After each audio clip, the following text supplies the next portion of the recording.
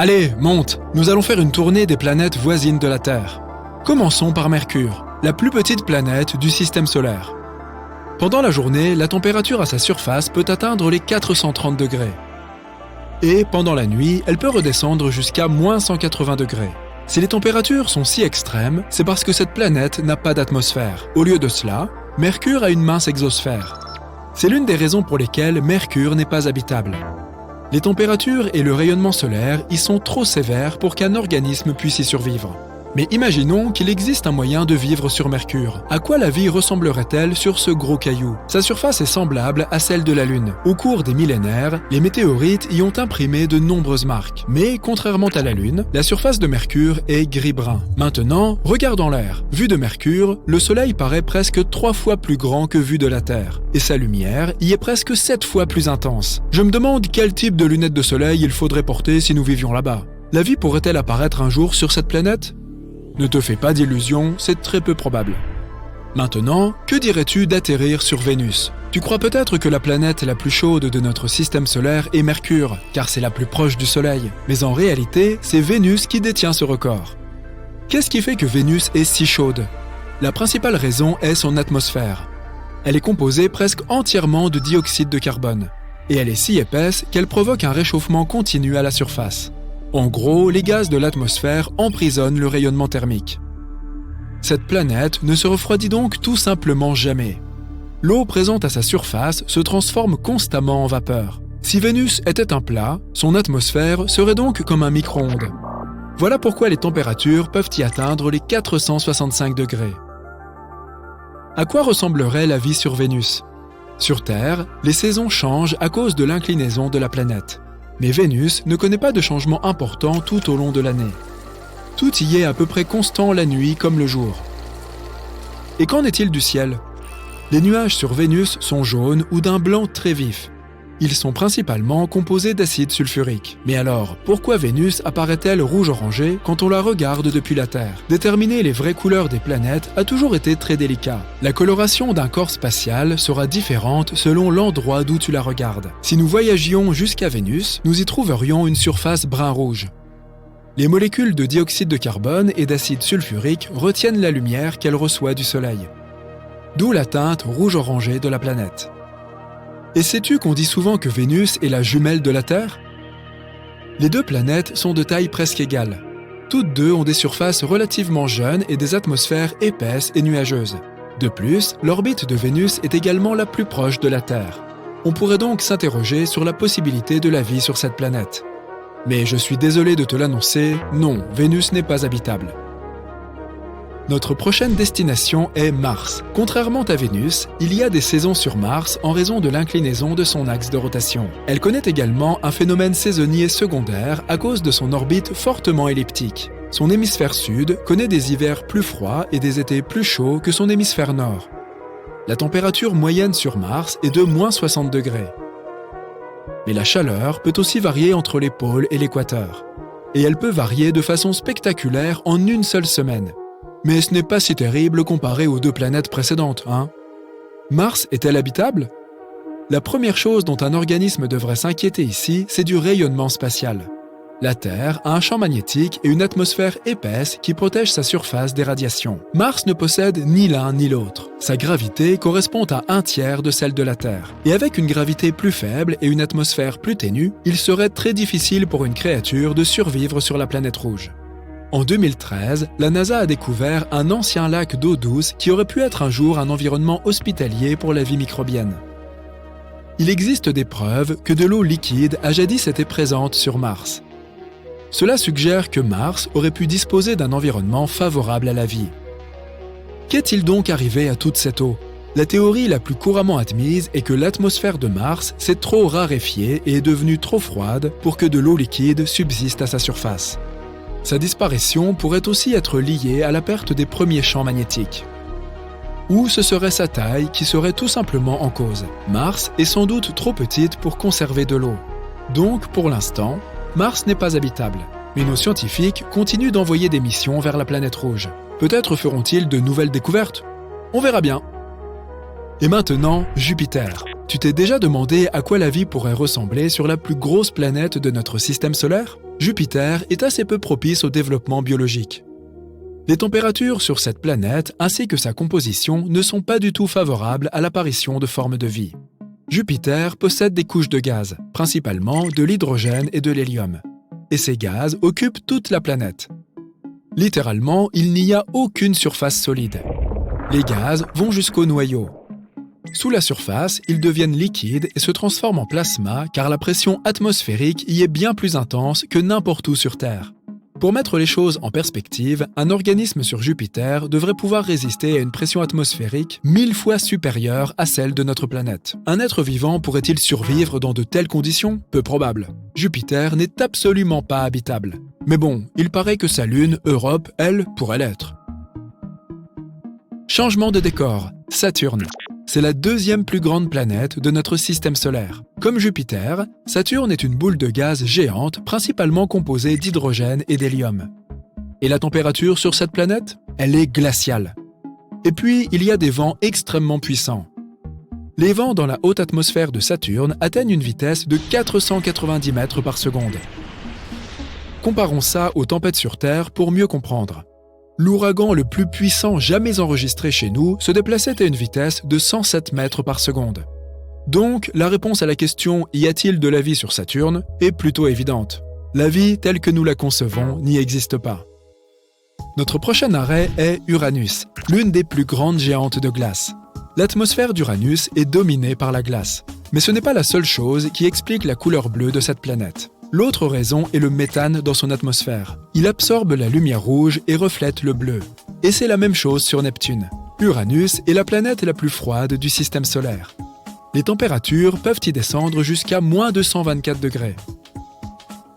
La vie sur Terre a besoin de la lumière du Soleil qu'elle transforme en énergie. Mais il n'y a rien sur Uranus pour produire l'énergie indispensable à un quelconque développement. Bref, Uranus n'a pas l'environnement nécessaire pour abriter la vie. Allons voir du côté de Neptune, la deuxième géante de glace. Qu'y a-t-il sur cette planète la plus éloignée du Soleil ? De toute évidence, il y fait incroyablement froid. Il n'y a ni source d'énergie pour la vie bactérienne, ni aucune eau liquide. Les scientifiques pensent qu'il est peu probable qu'on trouve de la vie sur Neptune à cause de ces conditions si peu hospitalières. Alors, qu'est-ce qui rend notre planète habitable ? Et je ne parle pas seulement de la vie humaine.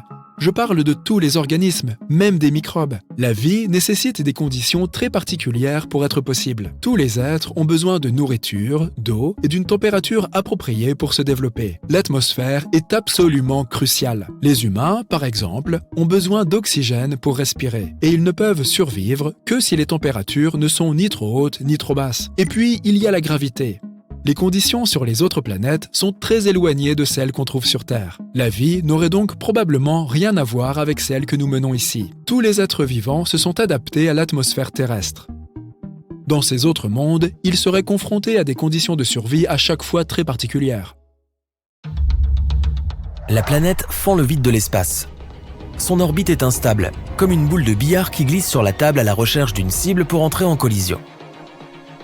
Seulement, cette boule a la taille de Mars, et elle fuse à 15 000 km/h. Boum! Elle s'écrase sur une autre planète.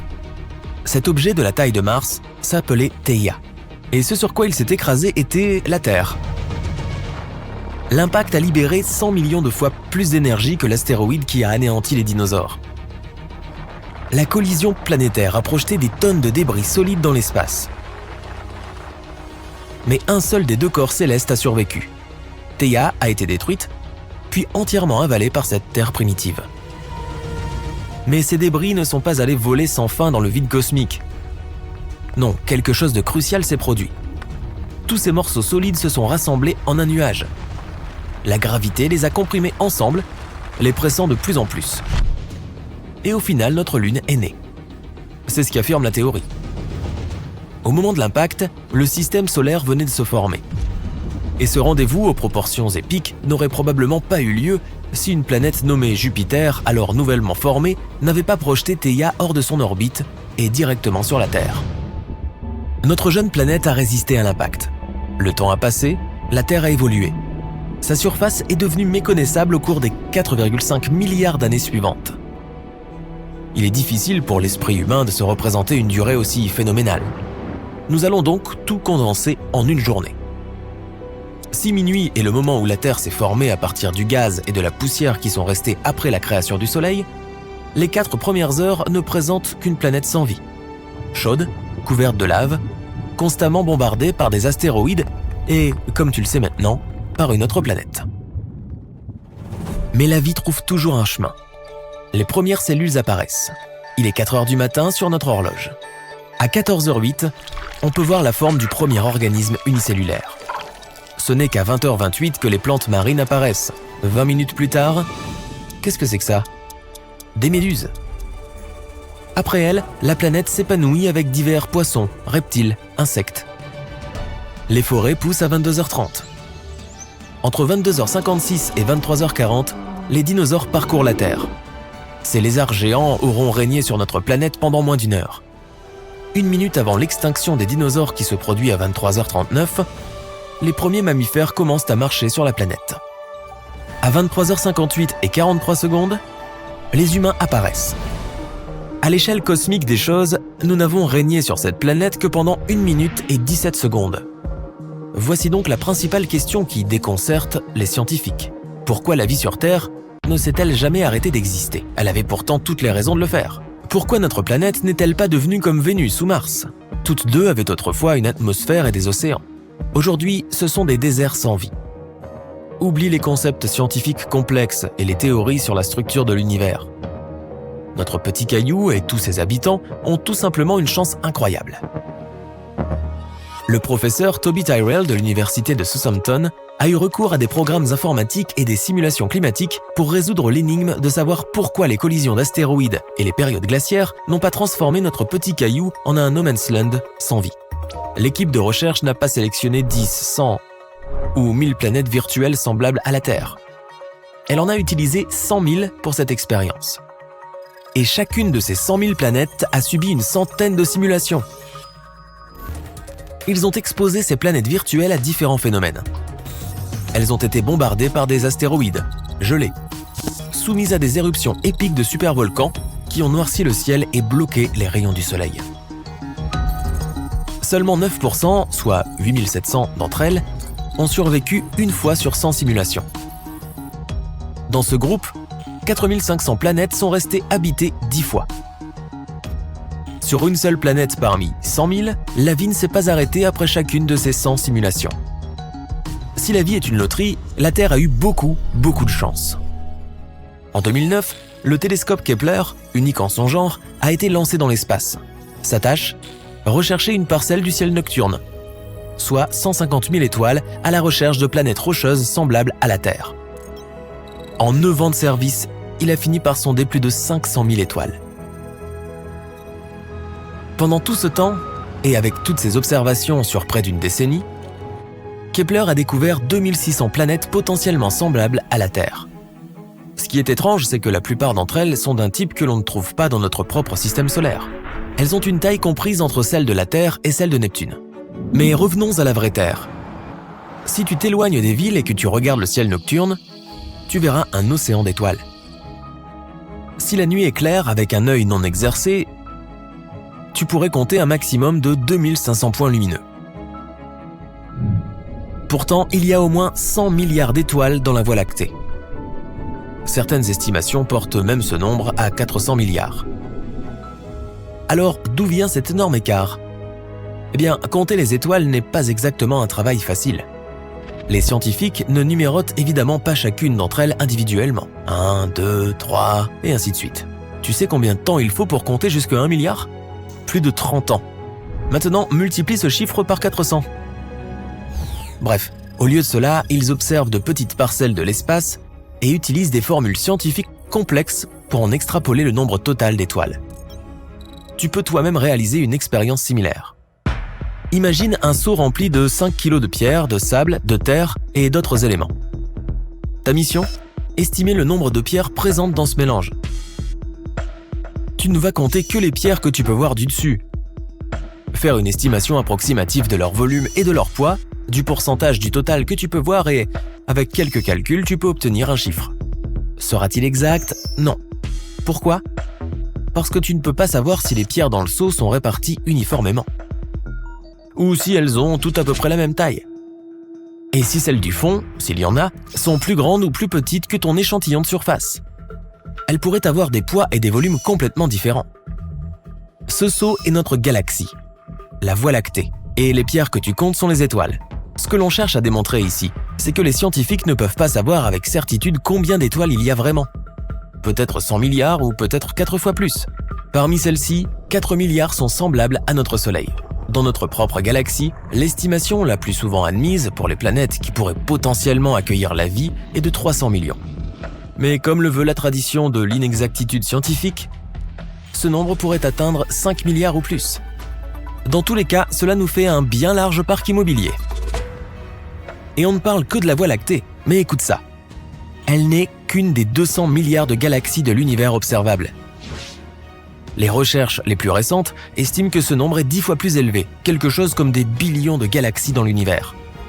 Et nous avons examiné moins de 10% d'entre elles. Quant au nombre d'étoiles qu'il y a dans l'univers, les scientifiques l'estiment à 1 quadrillion, c'est-à-dire 1 suivi de 24 zéros.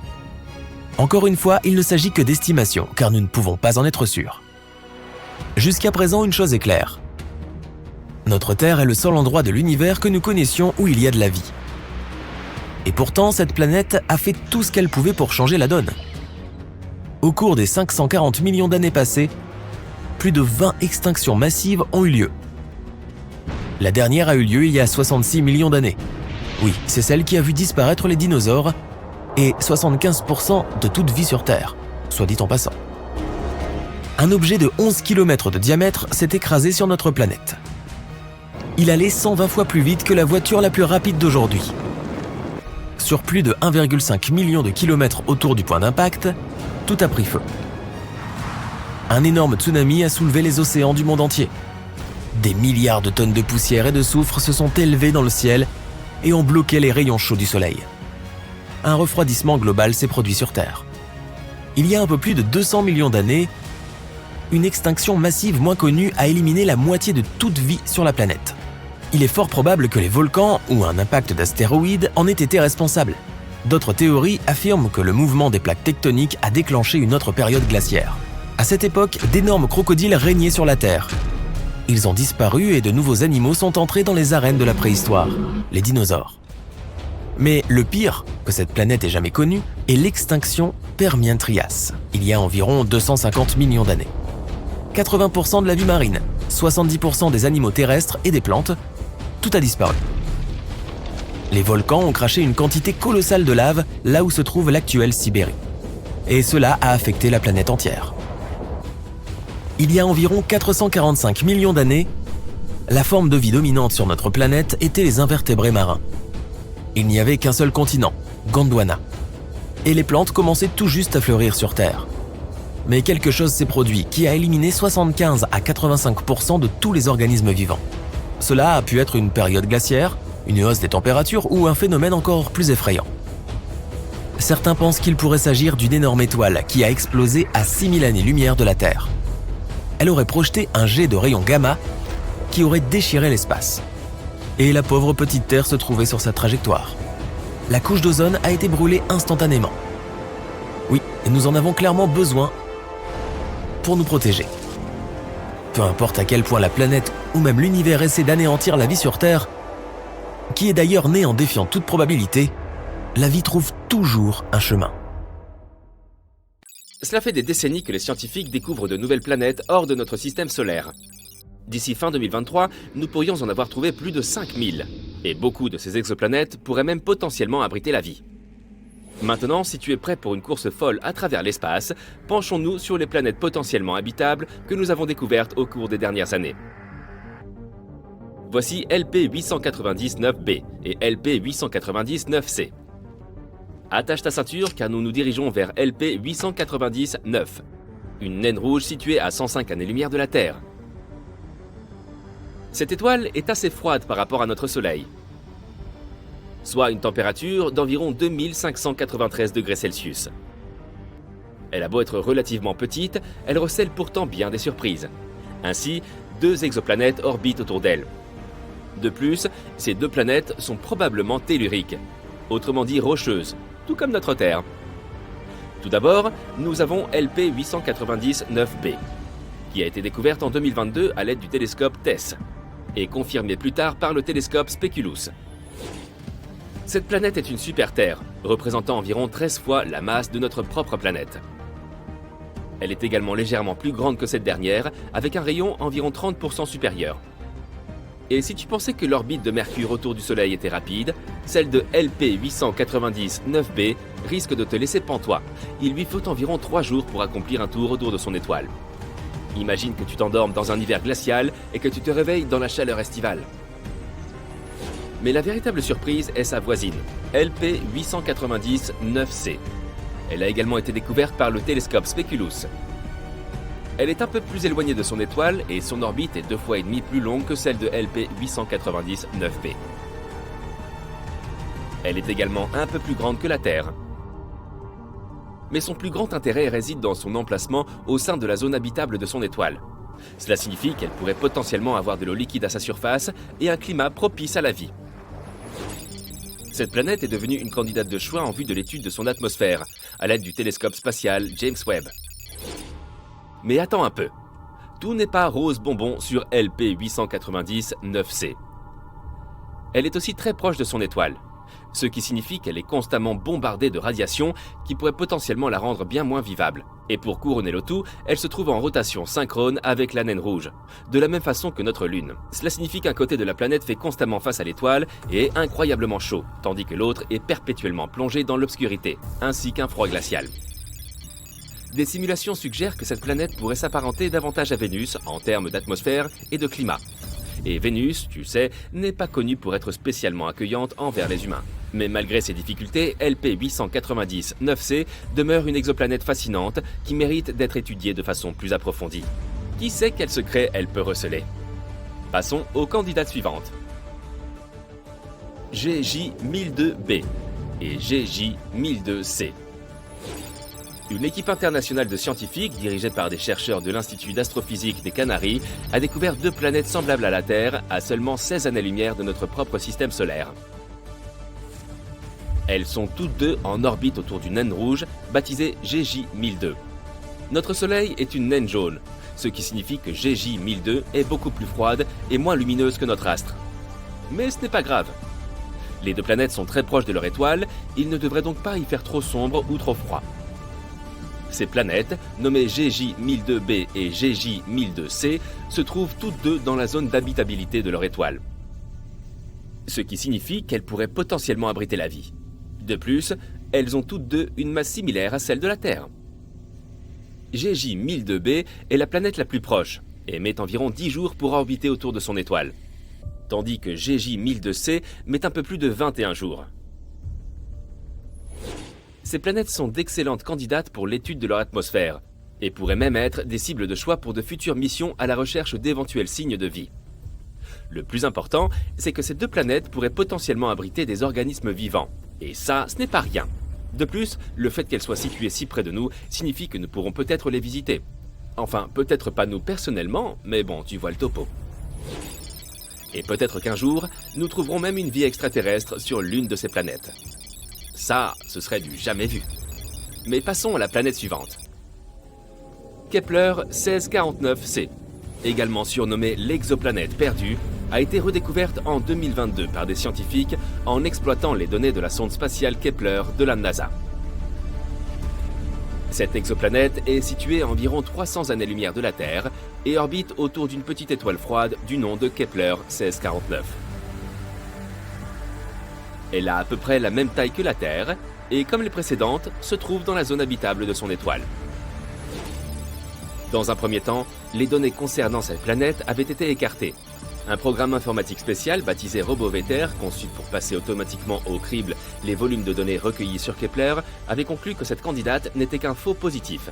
En d'autres termes, le programme avait estimé qu'il s'agissait d'une erreur ou d'une banale interférence. Heureusement, les chercheurs vérifient toujours ce genre de choses à 2 fois. Et en réexaminant leurs données, ils ont réussi à sauver la pauvre Kepler 1649c de l'oubli. Nous savons maintenant qu'il s'agit d'une planète tellurique, tout comme la Terre. Et si elle contient vraiment de l'eau, il pourrait même y avoir de la vie. Mais ne t'empresse pas de faire tes valises. Il reste encore de nombreuses inconnues au sujet de Kepler 1649c. Par exemple, nous ne savons pas à quoi ressemble son atmosphère, ni de quel type est sa surface. Il est également possible que la planète soit verrouillée gravitationnellement avec son étoile, tout comme LP 890-9c. Et ça, ce serait vraiment pas top. C'est pourquoi Kepler 1649c mérite d'être étudié plus en détail. Peut-être s'agira-t-il de l'endroit idéal où poser son mobil-home à l'avenir. N'oublie pas de te munir d'une bonne dose de crème solaire, car la planète est très proche de son étoile et les choses pourraient vite s'avérer torrides. Kepler 1638b. Cette exoplanète se situe à environ 5000 années-lumière de la Terre, dans la constellation du Cygne. Elle se trouve également dans la zone habitable de son étoile.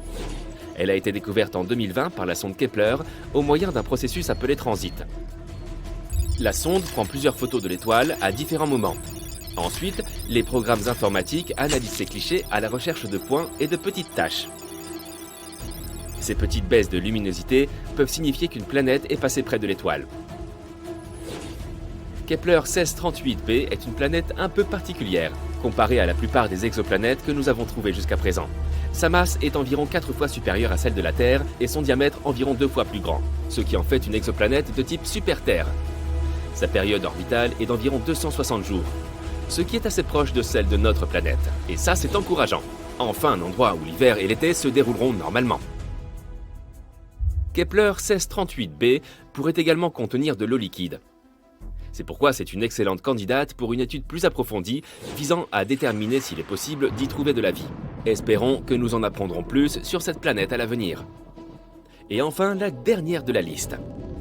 Kepler 438b.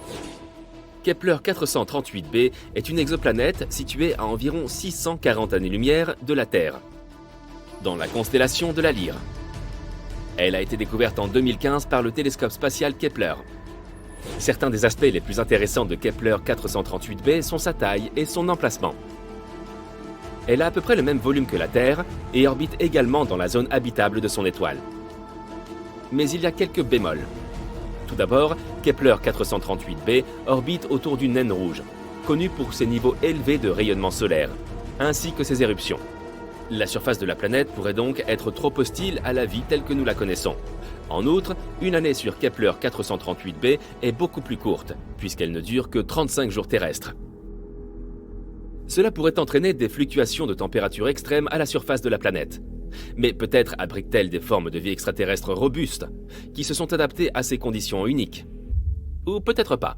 Quoi qu'il en soit, ça vaut toujours la peine de garder un œil dessus.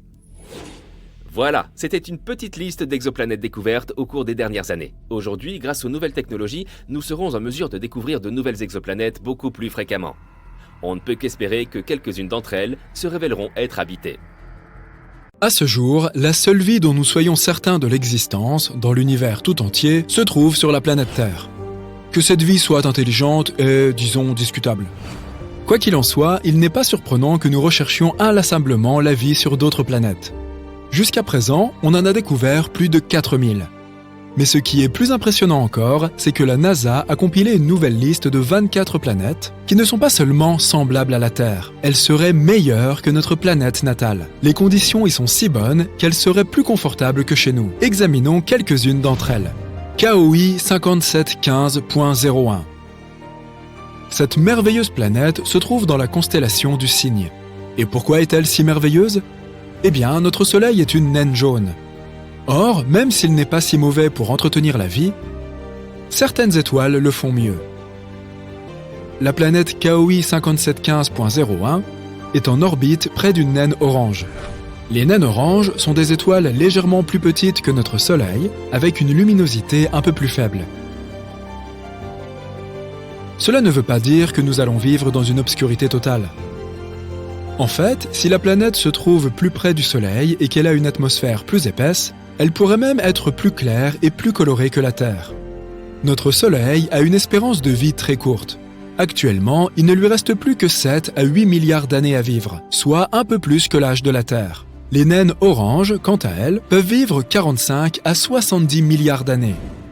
Donc, non seulement nous pourrons traîner plus longtemps sur cette planète, mais les planètes autour de ces étoiles ont plus de temps pour développer la vie.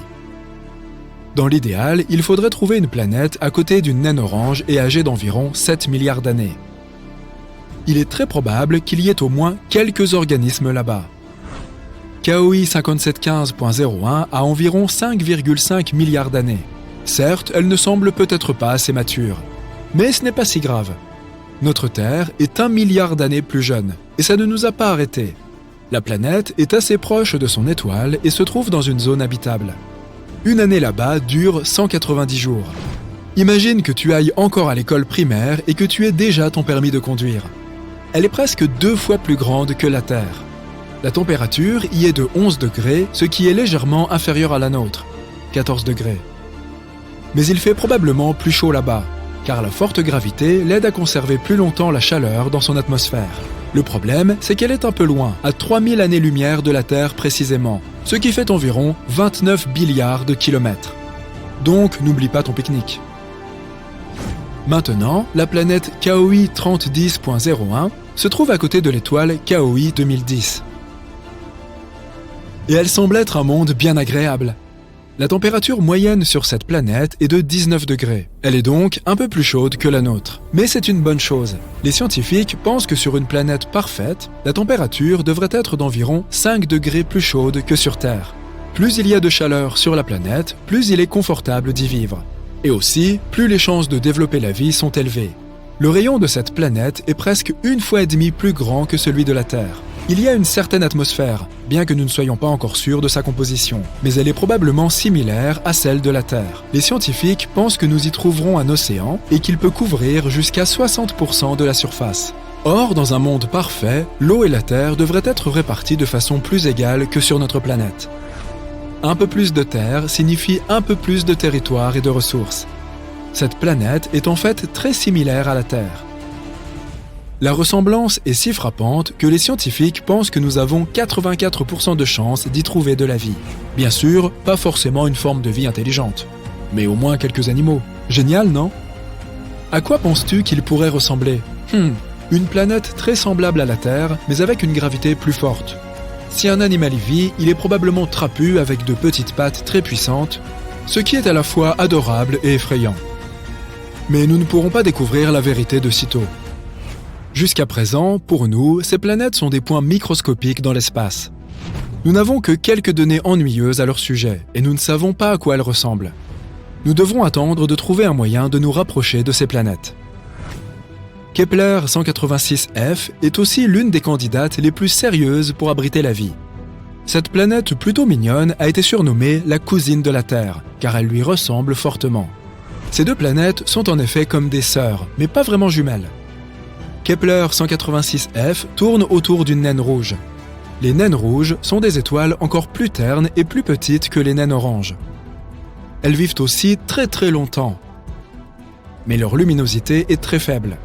Cependant, Kepler 186f est plus proche de son étoile que nous ne le sommes de notre Soleil. Alors, il ne devrait pas faire trop sombre là-bas. En tout cas, pas une nuit perpétuelle. Le ciel de cette planète sera certainement d'une nuance de rouge inhabituelle, comme les couchers de soleil sur Terre. Qu'est-ce que tu en penses? Tu aimerais vivre sur une planète avec un coucher de soleil éternel? La taille de cette planète est à peu près la même que celle de la Terre. Pas mal, mais pas parfait. Pourquoi? Parce que les planètes les plus adéquates sont celles qui sont plus grandes que la Terre et qui ont une gravité plus forte. Tu te dis probablement, mais ne sera-t-il pas plus facile d'y marcher et encore plus difficile de sortir du lit le lundi matin? Certes. Mais d'un autre côté, cette planète attirera mieux l'atmosphère, qui sera plus épaisse et plus dense. Cela signifie plus de protection contre les dangers de l'espace, plus d'oxygène et plus de chaleur. Sans oublier le fait que les plus grosses planètes offrent plus d'espace pour s'installer. Génial, non? Mais bien sûr, la taille de la Terre est aussi très bien adaptée. Un autre fait intéressant est que l'inclinaison de Kepler 186f est à peu près la même que la nôtre. Cela signifie qu'il devrait y avoir des saisons stables et un cycle jour-nuit normal. Sais-tu à quel point l'inclinaison de la planète est importante? Regardons Mars. Elle se trouve aussi dans la zone habitable de notre Soleil. Mais son inclinaison est très instable. Et par conséquent, tout l'océan qui aurait pu s'y trouver autrefois s'est maintenant complètement asséché. Aujourd'hui, ce n'est qu'un désert rouge et il n'y a pas de vie. Du moins, pas à notre connaissance. Mais tu vois à quel point ces petits détails sont importants? Cette planète est aussi très éloignée de nous, 490 années-lumière. Cela fait environ 5 milliards de kilomètres. Donc, là aussi, nous allons devoir attendre le voyage intergalactique. Kepler 62e et Kepler 62f étaient appelés les plus semblables à la Terre avant que nous ne découvrions Kepler 186f. Elles sont très comparables à notre planète. Kepler 62e est environ 1,5 fois plus grande que la Terre, et Kepler 62f est à peine plus petite que cela. Elles sont situées dans la constellation de la Lyre à environ 1200 années-lumière de nous. Elles sont toutes deux en orbite autour d'une naine rouge. Une année sur Kepler 62e dure environ 122 jours, encore moins que sur la première planète dont nous avons parlé. Les scientifiques pensent que 62e et 62f sont toutes deux des sortes de mondes d'eau, des endroits principalement, voire complètement, chauds et recouverts d'eau. S'il y a des terres là-bas, ce ne sont probablement que des îles. Un monde entièrement constitué d'îles. Un rêve pour certains et un cauchemar pour d'autres. Mais si tu es un fan des animaux marins anciens, imagine à quel point ils pourraient être gigantesques là-bas. Il y a encore beaucoup de choses que nous ne savons pas sur cette planète. A-t-elle une surface ? Quelle est sa composition ? Sa densité ? Un jour, nous pourrons peut-être répondre à ces questions. Voilà, c'est tout pour les super-terres. Bien sûr, la liste originale est bien plus longue, et tu peux aller la consulter sur Internet. Et le plus beau dans tout ça, c'est que ce sont des planètes qui sont meilleures que la Terre. Mais nous connaissons aussi des milliers d'autres exoplanètes qui sont juste assez proches de la nôtre. Et il y a de fortes chances que quelques-unes d'entre elles abritent au moins une forme de vie. Mais elles se trouvent très très loin, alors nous n'avons aucun moyen de le vérifier pour le moment. Peut-être qu'un jour, nous trouverons des créatures sympas sur plusieurs d'entre elles. Coupons la Terre en deux. Tu peux voir toutes ses couches. Voici le noyau interne. Il est environ 40 fois plus chaud que l'intérieur de ton four. Voici le manteau, un océan de lave chaude. Voici la croûte terrestre, la surface solide sur laquelle vit notre civilisation. Mais si tu lèves les yeux, il y a de nombreuses couches en plus de l'atmosphère et de la couche d'ozone. Les scientifiques ont récemment découvert une étrange bulle qui protège notre planète des radiations. Et non, ce n'est pas le champ magnétique de la Terre. Cette bulle est faite d'ondes radio. Nous les utilisons pour communiquer. Notre planète brille comme un sapin de Noël dans le spectre radio. Mais nous allons nous intéresser aux ondes de très basse fréquence, celles qui nous permettent de rester en contact avec les sous-marins. Donc, les ondes radio sont comme des ondes lumineuses ou des ondes océaniques ordinaires. Regarde celle-là. La distance entre les deux pics correspond à la longueur d'onde. Et le nombre de ces ondes sur une période de temps est la fréquence. Par exemple, il y a 10 vagues dans cet intervalle d'une seconde. Alors, peux-tu deviner la fréquence de cette onde ? Oui, c'est 10 Hz. Les téléphones portables utilisent des ondes d'une fréquence de 300 à 3000 MHz. Donc, ajoute 6 zéros de plus à ce nombre. Mais les ondes de cette fréquence ne traversent pas bien les obstacles. Pense au fait que tu perds la connexion de ton téléphone portable lorsque tu traverses un tunnel. C'est parce qu'il y a du métal à l'intérieur. C'est un matériau conducteur qui affaiblit beaucoup les ondes radio. L'eau salée est aussi une sorte de conducteur. Ainsi, si le sous-marin est assez profond, l'épaisse couche d'eau affaiblit le signal. Et nous perdons la communication. Pour la maintenir, on envoie moins d'ondes, mais on les allonge. Dans le même laps de temps, la fréquence des ondes courtes sera beaucoup plus élevée que celle des ondes longues. C'est pourquoi on les appelle des ondes à très basse fréquence. Mais il s'avère que ces ondes voyagent partout sur la Terre et même dans l'espace. C'est là que les choses deviennent intéressantes. Les ondes entrent en collision avec les particules de radiation du Soleil. Nous pensons que le Soleil est un aimable géant qui nous donne de la lumière et de la chaleur, mais il émet en fait de nombreux rayonnements nocifs. Chaque éruption ou décharge électrique de matière de notre étoile natale provoque une explosion de radiation encore plus importante. Ces particules volent vers notre planète, tout comme le font les ondes radio. Elles parcourent 93 millions de kilomètres entre le Soleil et la Terre en 8 minutes et s'écrasent sur notre bulle qui fait office de bouclier. En gros, les particules de radiation du Soleil s'accumulent dans les ceintures de radiation autour de la Terre. Le champ magnétique de notre planète les piège. Et une bulle d'ondes de très basse fréquence récemment découverte se trouve juste en dessous de cette ceinture de radiation. Elle nous aide à repousser une partie des émissions nocives. L'analyse d'anciennes études a confirmé que les ceintures de radiation étaient autrefois beaucoup plus basses et plus proches de la Terre. Mais lorsque notre civilisation a commencé à utiliser la radio de manière intensive, nos ondes ont fait remonter notre ceinture plus haut. Personne ne s'attendait à un tel effet de simples ondes radio, mais cela nous donnera un moyen de protéger les astronautes dans le futur. Quand tu es sur Terre, son champ magnétique te protège des radiations. Tu peux physiquement le voir lorsque les particules chargées du vent solaire font briller les particules d'air au pôle de notre planète. C'est une aurore. La prochaine fois que tu contempleras cette beauté, sache que c'est en fait la Terre qui te protège de certains rayons extrêmement nocifs. Mais si tu es en dehors du champ magnétique terrestre, quelque part dans l'espace, j'ai de mauvaises nouvelles pour toi. Rien ne te protège là-bas.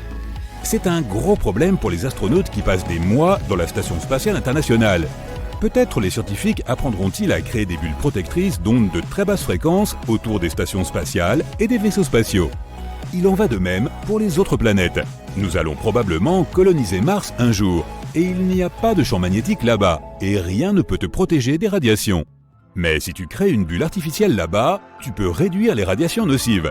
Une autre bulle invisible qui nous protège est l'atmosphère. C'est comme un gâteau en couche ou un oignon. Chaque niveau de l'atmosphère a ses propres propriétés. La couche la plus basse dans laquelle nous vivons est la troposphère. Cette couche contient 80% du poids de tout l'air de la planète. C'est aussi le principal endroit où réside la vapeur d'eau. Et c'est là que fonctionne la machine appelée météo. Le Soleil envoie des rayons d'énergie vers la Terre.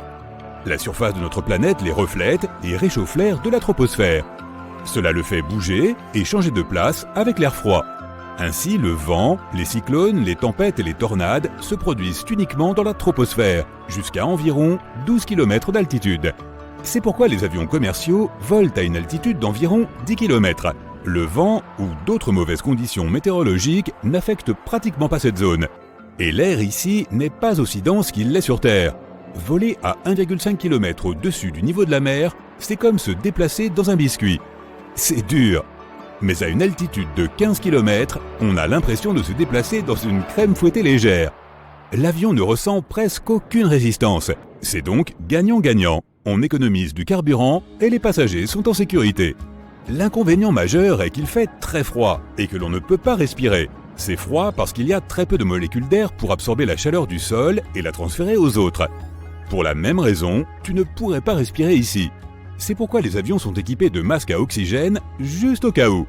Allons un peu plus loin. Voici la stratosphère. Il y a encore moins de molécules d'air ici, et c'est là que volent les sondes météorologiques.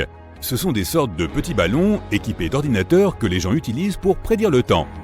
Cette partie de l'atmosphère contient également la fameuse couche d'ozone. C'est notre bouclier contre les rayons ultraviolets néfastes. L'ozone est presque identique à l'oxygène, sauf qu'il contient 3 atomes. Lorsque les rayons ultraviolets nocifs pénètrent dans notre atmosphère, ils s'écrasent sur la molécule O3. Le rayon brise la molécule en O2 et en un autre atome d'oxygène. Le rayon lui-même est converti en chaleur, mais l'ozone se régénère rapidement. Un seul atome d'oxygène rejoint l'O2 et la molécule d'ozone est prête à nous protéger à nouveau. C'est le bouclier invisible qui nous protège des rayonnements. Il a donné naissance à toute vie sur Terre. Avec le développement de notre civilisation, nous avons commencé à émettre du gaz fréon dans l'atmosphère. Nous avions l'habitude de remplir nos vieux réfrigérateurs avec. Un seul atome de chlore se détache d'une molécule de fréon dans l'air, et ensuite, il se lie à un seul atome d'oxygène. Maintenant, l'ozone ne peut plus se régénérer comme avant. Heureusement, nous avons interdit l'utilisation de ces gaz nocifs, et la couche d'ozone a commencé à se régénérer. Les scientifiques s'attendent à ce qu'elle se reconstitue complètement au milieu du XXIe siècle. La stratosphère se termine à environ 50 km. La couche suivante est la mésosphère, la plus froide de toutes. En moyenne, elle est d'environ moins 95 degrés Celsius. C'est 5 fois plus froid que ton congélateur. C'est la couche de l'atmosphère où les météores entrants commencent à s'enflammer à cause de la friction dans l'air. Puis, ils finiront par brûler complètement. L'air ici est trop léger pour que les avions ou les ballons puissent voler, mais il est encore trop dense pour les satellites. Cette couche de l'atmosphère n'est donc pas encore bien connue. La couche suivante s'étend de 90 km au-dessus du niveau de la mer à environ 800 km. C'est un peu plus que la distance entre Las Vegas et San Francisco. La ligne de Kármán est située dans cette couche de l'atmosphère. C'est la frontière entre notre planète et l'espace. La thermosphère est l'endroit où tous nos vaisseaux spatiaux et satellites volent. C'est aussi là que se trouve la Station spatiale internationale. La température est extrêmement élevée ici. L'air est environ 10 fois plus chaud que ce que ton four peut produire. C'est dû à l'activité solaire. Mais tu ne pourrais jamais sentir cette chaleur. Les molécules d'air qui transportent la chaleur ici sont si petites que tu flotterais littéralement entre elles. Imagine une piscine géante avec seulement 3 gouttes d'eau. C'est la thermosphère. Et la couche la plus élevée de notre atmosphère est l'exosphère. C'est la couche la plus large de notre bulle d'air. Les scientifiques pensent que ces limites sont à peu près à mi-chemin de la Lune. Mercure a la mauvaise réputation d'être une planète toujours chaude, mais ce n'est pas tout à fait vrai. La planète n'a pas d'atmosphère et cela explique ses variations de température. Lorsqu'elle fait face au Soleil, sa température peut atteindre 430 degrés C, mais lorsqu'elle s'en détourne, elle tombe à une température glaciale de moins 180 degrés C. Ce phénomène s'explique par le fait que la Terre dispose d'une atmosphère douillette qui maintient la température à un niveau raisonnable. Mercure n'a pas ce luxe et est donc à la merci des rayons du Soleil. Malgré tout, Mercure mérite d'être observée. Elle est proche du Soleil, ce qui en fait un endroit idéal pour étudier la façon dont les radiations solaires affectent les planètes. Et même si elle n'est pas vraiment propice à la vie, elle recèle encore de nombreux mystères à élucider. Vénus est souvent considérée comme la planète sœur de la Terre. Oui, beaucoup de gens croient qu'il s'agit d'une planète belle et luxuriante comme la nôtre, mais ils se trompent. En réalité, Vénus est une véritable diva. Elle possède une atmosphère épaisse qui emprisonne la chaleur et fait grimper la température à la surface, jusqu'au niveau brûlant de 462 degrés C. Bon, ça va, j'ai compris. Vénus veut se démarquer et être unique, mais là, elle a dépassé toutes les limites. Elle est comme cette amie qui cherche toujours à surpasser les autres. Oh, tu trouves que la Terre est cool ? Eh bien, je suis la seule planète qui tourne dans le sens des aiguilles d'une montre. C'est unique. Mais soyons réalistes, Vénus en fait trop. Elle a ces nuages d'acide sulfurique qui couvrent sa surface et rendent impossible la survie de quoi que ce soit. C'est comme si elle essayait de garder toute l'attention pour elle en s'assurant qu'aucune autre forme de vie ne puisse exister. Et son atmosphère ? Elle est si épaisse et si lourde qu'elle nous écraserait comme un grain de raisin. Alors, oui, Vénus est peut-être jolie de loin avec son éclat jaunâtre, mais il ne faut pas se laisser impressionner. C'est une vraie reine du drame qui ne supporte pas de partager la vedette avec quelqu'un d'autre. Quoi qu'il en soit, assez parlé de Vénus. Concentrons-nous sur la véritable star du spectacle, la Terre. Nous n'avons peut-être pas toutes les caractéristiques tape à l'œil de Vénus, mais au moins nous sommes hospitaliers et accueillants pour toutes les formes de vie. De plus, nous avons des pizzas, alors qui a besoin de nuages d'acide sulfurique ? Tu penses peut-être que, puisque nous vivons sur cette planète, nous la connaissons de A à Z et qu'il n'y a pas de place pour les idées fausses. D'accord ? Alors dis-moi quelle est la forme de la Terre. Si tu dis qu'elle est ronde, désolé, mais tu n'as pas raison. Notre planète ressemble à une boule, mais elle n'est pas parfaite. Tu vois, à cause de la rotation, les pôles nord et sud sont un peu écrasés et ils sont en quelque sorte plats. Les oscillations de la Terre et d'autres phénomènes lui font changer de forme au fil du temps, mais elle reste plutôt ronde. Parlons de Mars, la planète rouge qui fascine les hommes depuis des siècles. Je sais que nous pensons tous que Mars est une planète vivable sur laquelle nous pourrions simplement déposer nos valises si la Terre devenait inhabitable. Non, ce n'est pas tout à fait vrai. L'une des idées fausses les plus répandues à propos de Mars est qu'elle possède une atmosphère respirable.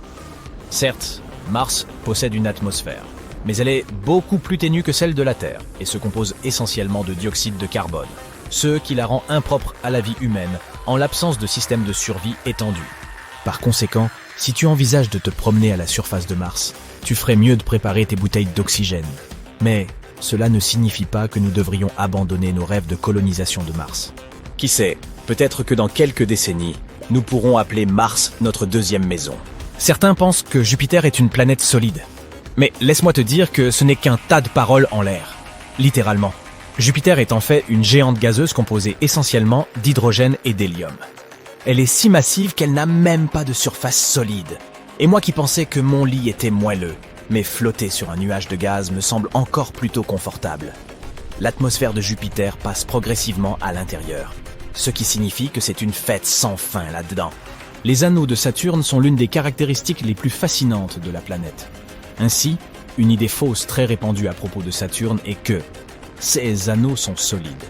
En réalité, les anneaux de Saturne sont constitués d'innombrables petites particules de glace et de roches en orbite autour de la planète. Ils s'étendent à plus de 280 000 km de la surface de la planète, mais ne mesurent que 20 mètres d'épaisseur environ. La taille des particules qui composent les anneaux varie de minuscules grains de poussière à de gros blocs rocheux.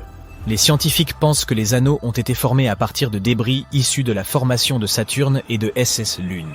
Au fil du temps, les particules ont été attirées par la gravité de Saturne et ont formé les magnifiques anneaux que nous voyons aujourd'hui. Les anneaux de Saturne présentent également des caractéristiques étonnantes, telles que des lacunes et des divisions causées par l'attraction gravitationnelle des lunes voisines. Il existe également des vagues et des spirales créées par les interactions gravitationnelles entre les particules des anneaux. Malgré leur beauté, les anneaux de Saturne sont en constante évolution. Les particules entrent en collision les unes avec les autres, créant de nouvelles particules et brisant d'autres. Cela signifie que les anneaux que nous voyons aujourd'hui pourraient être très différents à l'avenir. La prochaine fois que tu regarderas Saturne et ses anneaux, n'oublie pas que tu observes une boule de neige cosmique composée de milliards de petites particules flottant autour de la planète. L'une des idées reçues sur Uranus est qu'il s'agit d'une planète fainéante qui ne peut même pas tourner correctement. Les gens pensent qu'elle se contente de rouler sur le côté toute la journée, mais laisse-moi te dire que ce n'est pas tout à fait vrai.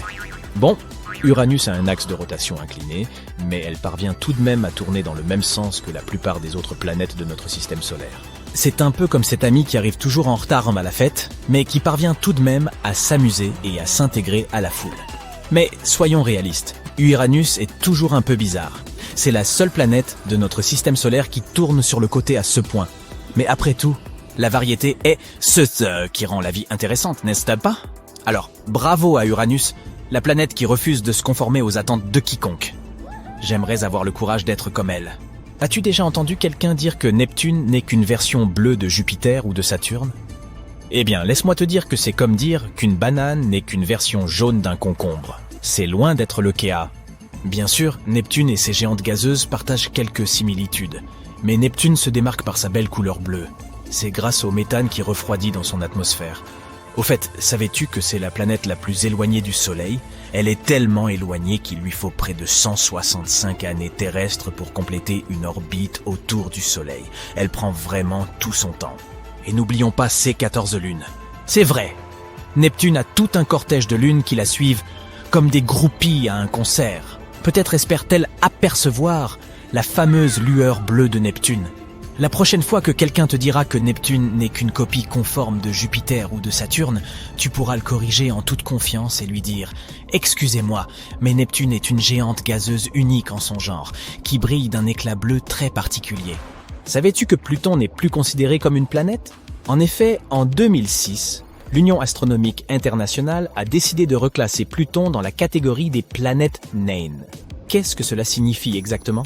Une planète naine est un corps céleste en orbite autour du Soleil, suffisamment gros pour être arrondi par sa propre gravité, mais dont l'orbite comporte encore d'autres débris. On croit souvent à tort que Pluton est toujours considéré comme une planète, mais la vérité est qu'elle n'est tout simplement pas assez grosse pour faire partie des planètes. Désolé, Pluton.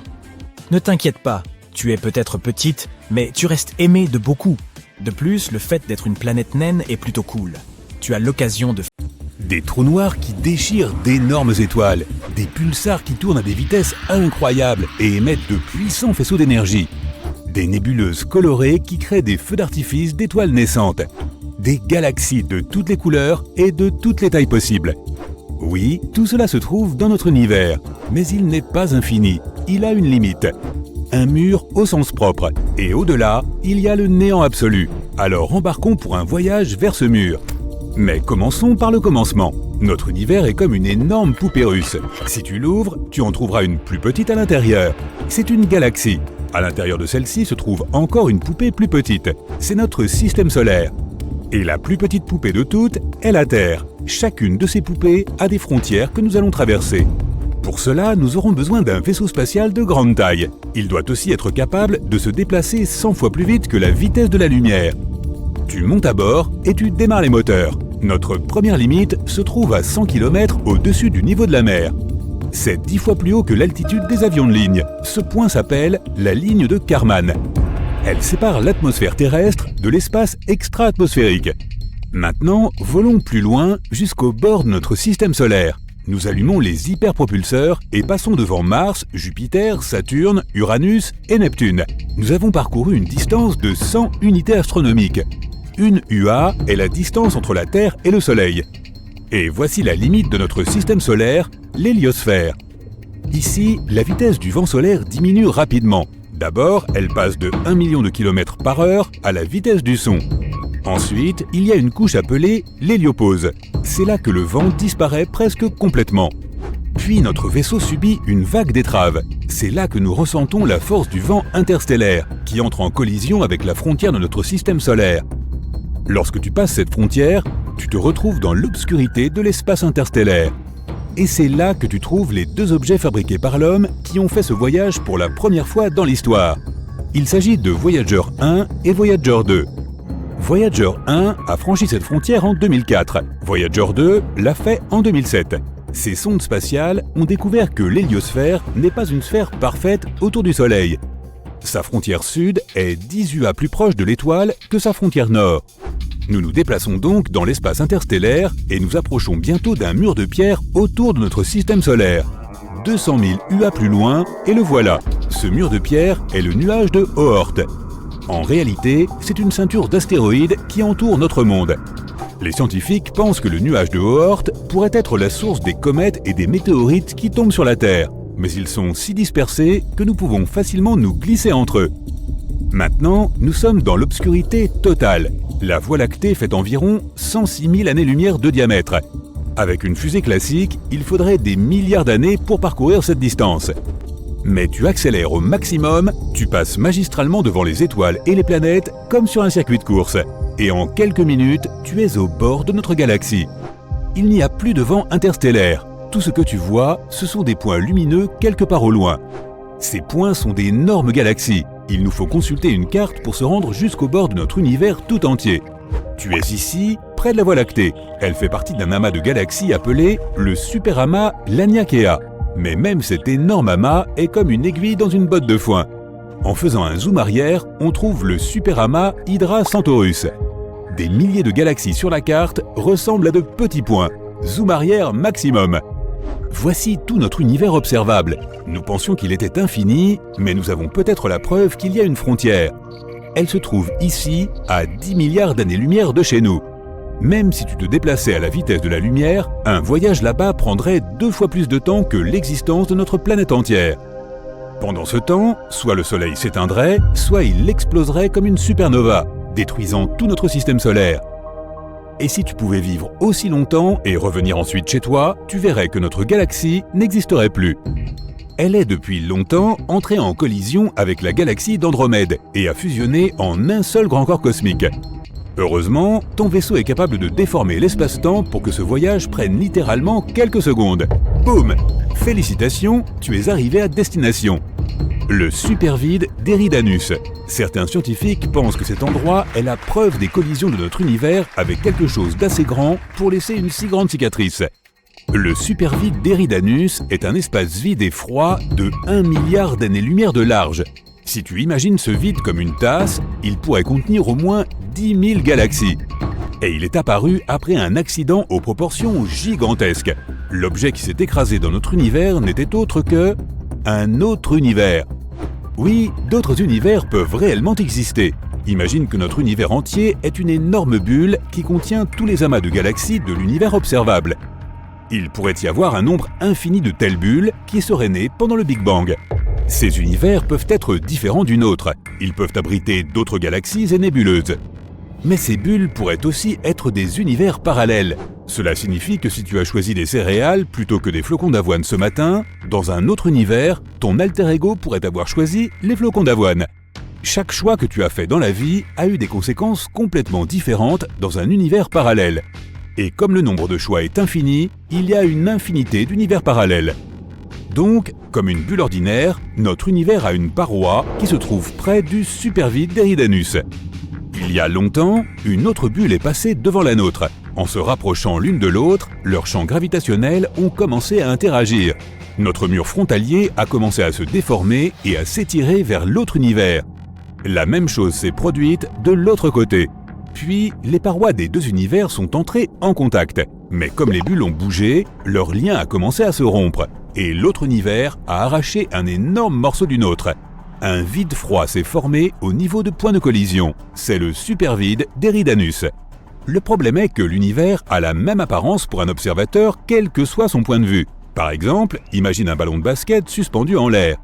Maintenant, si nous plaçons une fourmi sur le ballon et lui demandons de trouver le bord du ballon, elle se mettra à tourner autour en faisant un nombre infini de cercles. Mais le paysage autour de la fourmi ne changera pas. Tout ce qu'elle verra, c'est un univers arrondi parce que la sphère reste la même, quel que soit le point de vue. La même chose se produit lorsque nous essayons de trouver le bord de notre univers. Tout cela parce que nous imaginons le monde dans un espace tridimensionnel et que notre vue est limitée. Par exemple, tu vois un carré ordinaire dans un espace bidimensionnel. Mais si tu ajoutes de la profondeur et que tu changes le point de vue, voilà, c'est un cube. Si nous pouvions voir l'univers dans un espace à 4 dimensions, un carré pourrait être quelque chose de complètement différent. Mais peut-être pourrions-nous quitter notre bulle d'adoption. La clé pour voyager dans un autre univers se trouve peut-être à l'intérieur d'un trou noir. Un trou noir est l'un des objets les plus mystérieux de l'univers. Ils sont si massifs qu'ils déforment non seulement l'espace, mais aussi le temps. C'est comme placer un rocher très lourd sur un filet. Le filet s'affaissera et plus tu te rapprocheras du rocher, plus la courbure sera forte. Une fois que tu es dans le champ gravitationnel d'un trou noir, tu ne peux plus en sortir. Nous ne savons toujours pas ce qui pourrait se trouver au cœur d'un trou noir. Certains scientifiques supposent que les trous blancs existent aussi. Théoriquement, ils devraient naître en même temps que les trous noirs. À l'exception de la couleur, ils sont l'exact opposé des trous noirs. Rien ne peut s'approcher d'un trou blanc. Pour l'instant, il n'y a pas de données sur ces objets, mais la théorie de la relativité générale suggère qu'ils existent. Il existe également une théorie selon laquelle un trou noir pourrait être un portail vers un autre univers. Lorsque tu entres dans un trou noir, tu peux ressortir de l'autre côté par l'horizon des événements du trou blanc. Tu contournes donc la frontière des univers et tu te retrouves dans un monde complètement différent. Mais nous avons peut-être la preuve qu'un trou blanc existe. En 2006, les scientifiques ont découvert une explosion d'énergie inhabituelle à 1,6 milliard d'années-lumière de la Terre. Ce sursaut était unique. Il ne ressemblait pas à une explosion de supernova ou même à la fusion de deux trous noirs. Certains astronomes pensent que c'était la naissance d'un trou blanc, mais comme il était instable, il a été détruit presque immédiatement. Ce processus n'était pas sans rappeler la naissance de notre univers tout entier, le Big Bang. Les scientifiques l'ont donc appelé le Little Bang.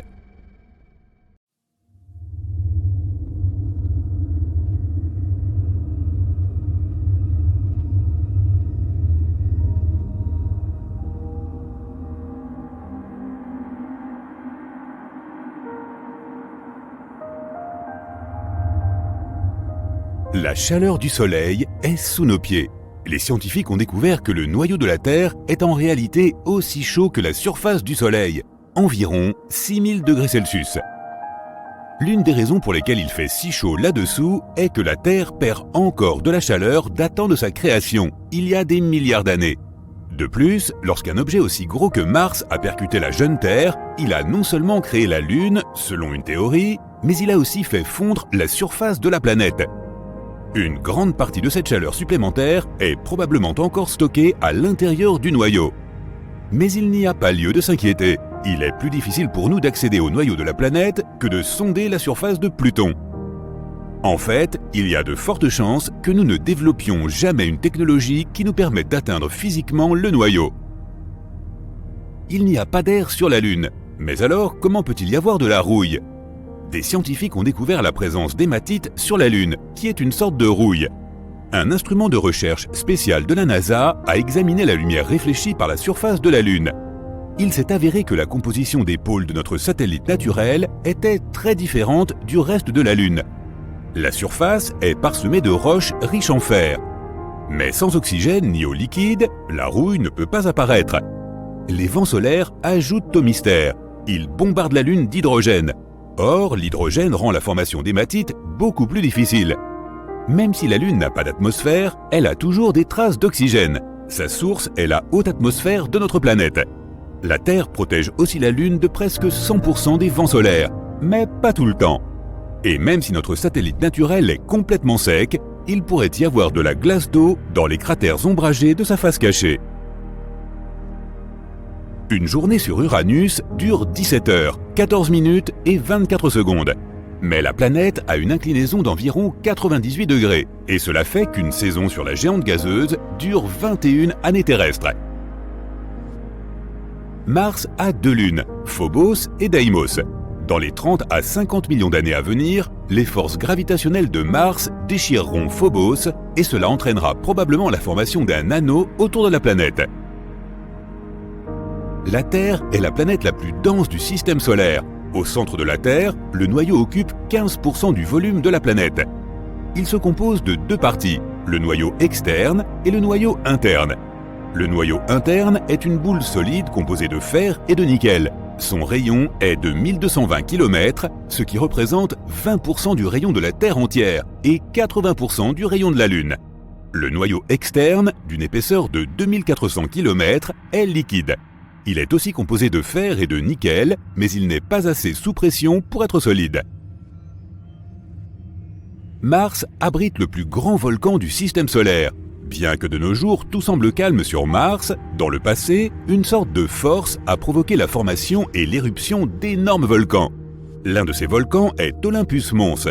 Il mesure 26 km de haut, soit 3 fois la hauteur de l'Everest, et 600 km de large, soit la taille de l'Arizona.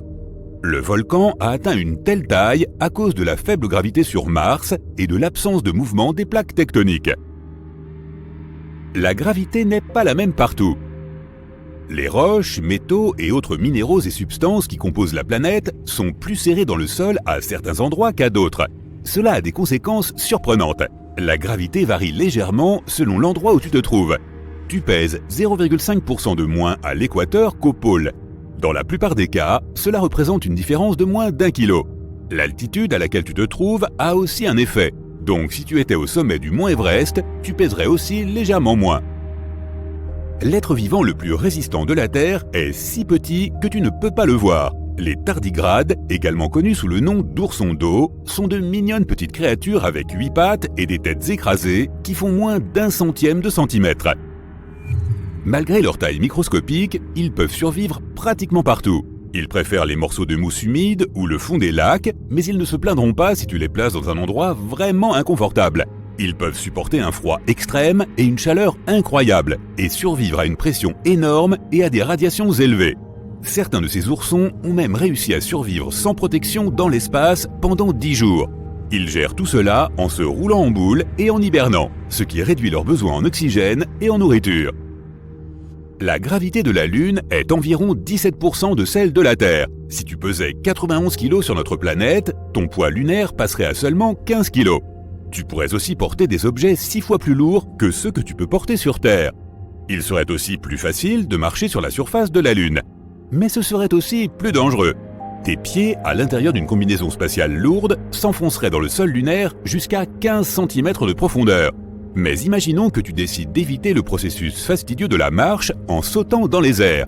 Tu perdrais alors probablement le contrôle de tes sauts en un rien de temps.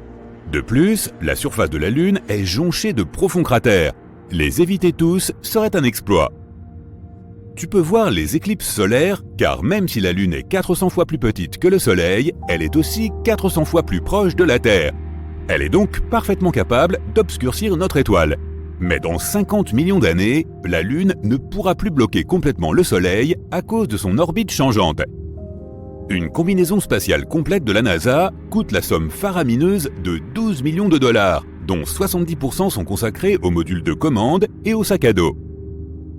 Au centre même d'Uranus, il y a un noyau rocheux, relativement petit, juste la moitié de la masse de la Terre. Comparé aux autres planètes, le noyau d'Uranus est plutôt froid, 5000 degrés Celsius. Un manteau de glace entoure le noyau solide et il représente la plus grande partie de la planète, environ 80%. Mais ce n'est pas la glace à laquelle tu pourrais penser. C'est un fluide chaud et dense composé d'eau, de glace d'ammoniac et de méthane, parfois appelé océan d'eau et d'ammoniac.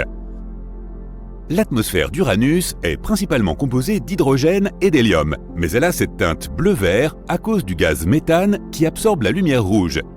L'océan sur Jupiter est plus grand que tous les autres du système solaire. Mais contrairement aux océans de la Terre, il n'est pas fait d'eau, mais d'hydrogène métallique. La profondeur de cet océan est époustouflante, 40 000 km, soit presque autant que la circonférence de la Terre. Vénus est une championne en matière de volcans. Elle en compte environ 1600, mais aucun d'entre eux n'est connu pour entrer en éruption. Il y a un trou noir supermassif à 250 millions d'années-lumière de nous. Il émet le son le plus profond jamais détecté pour un objet de l'univers. Il est 57 octaves plus bas que le Do central de ton piano. C'est un quadrillion de fois plus profond que ce que nous pouvons entendre. Mercure est âgé de quelques milliards d'années. En 2016, les scientifiques ont découvert des anomalies à la surface de la planète qui montrent qu'elle rétrécit.